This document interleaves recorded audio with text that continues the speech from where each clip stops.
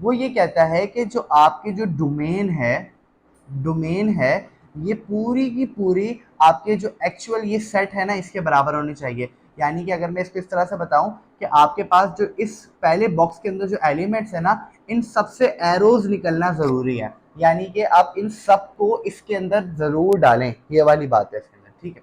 और फंक्शन की एक और डेफिनेशन है। फंक्शन का एक पॉइंट तो ये हो गया कि डोमेन वाला, कि आपके डोमेन से सारे के सारे एरोज आपके डोमेन से निकलने चाहिए। और जो फंक्शन का जो दूसरा आपके पास पॉइंट है, फंक्शन का दूसरा पॉइंट ये है कि ऐसे रिलेशंस, अच्छा इसको मैं इस तरह से कहूँगा कि ऐसे रिलेशन जिसकी डोमेन से सारे के सारे पॉइंट, डोमेन के सारे पॉइंट से एरो निकले हो, बेशक रेंज में कुछ रह जाए, इट डजंट मैटर, ठीक है।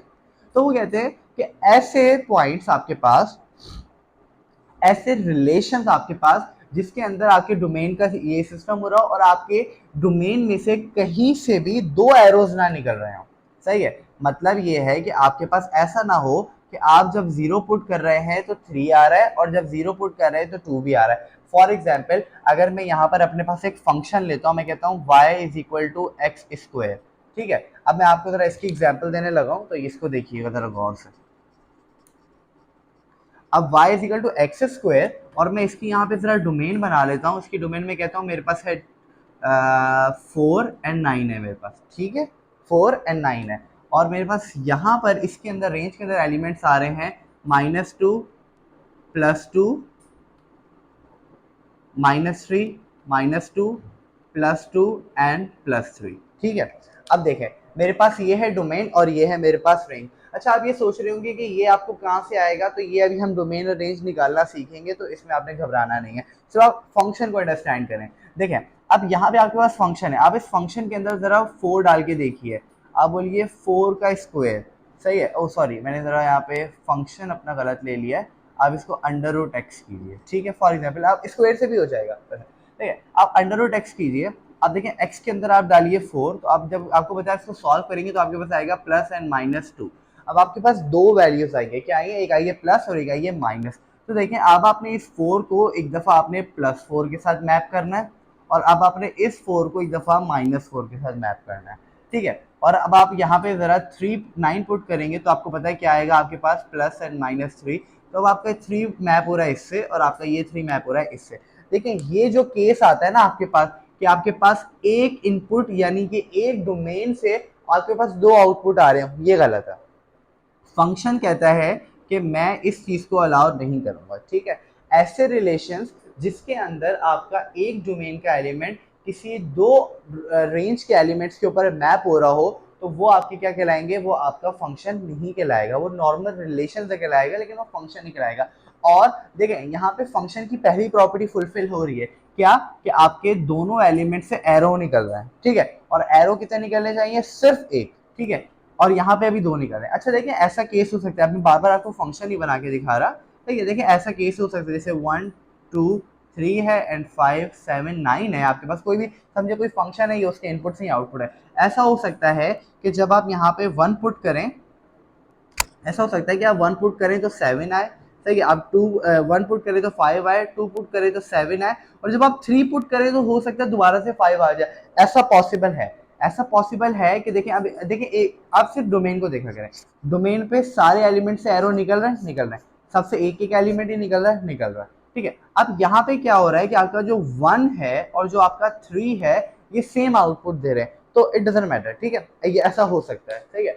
अच्छा अब यहाँ पे आपको ये चीज़ समझ आ गई है, तो हम यहाँ पे एक छोटी सी एग्जांपल लेते हैं। उसके अंदर हमें कुछ रिलेशंस गिवन होंगे, हमने उन रिलेशंस को आइडेंटिफाई करना है कि क्या वो मेरे पास फंक्शन है या नहीं है, ठीक है। देखें फॉर एग्जांपल मैं यहाँ पे आपको कहता हूँ कि आपको एक सेट गिवन है, ए सेट आपको यहाँ पे गिवन है, ए सेट आपको गिवन है 1 2 एंड 3, सही है। एंड आपको एक बी सेट गिवन है 5 7 9, ठीक है। 5 7 9, ठीक है, एंड 8 कह देते हैं आप, 5 7 9 8, और खैर 8 को रहने दें, ठीक है। एक आपके पास ये फंक्शन गिवन है।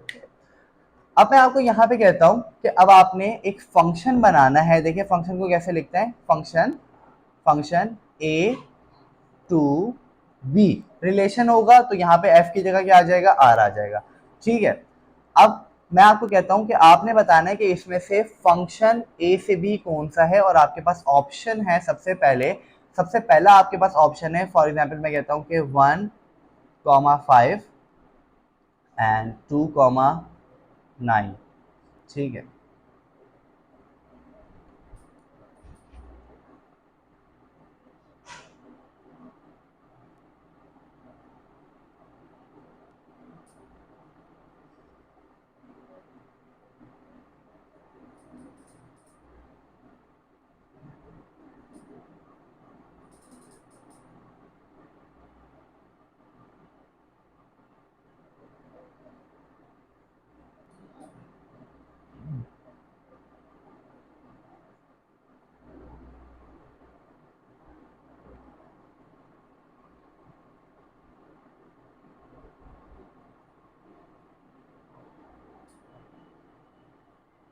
देखें अब आपके पास ये कुछ एग्जांपल्स आ गई हैं। अब आपने आइडेंटिफाई करना है कि क्या ये फंक्शंस हैं या रिलेशंस हैं।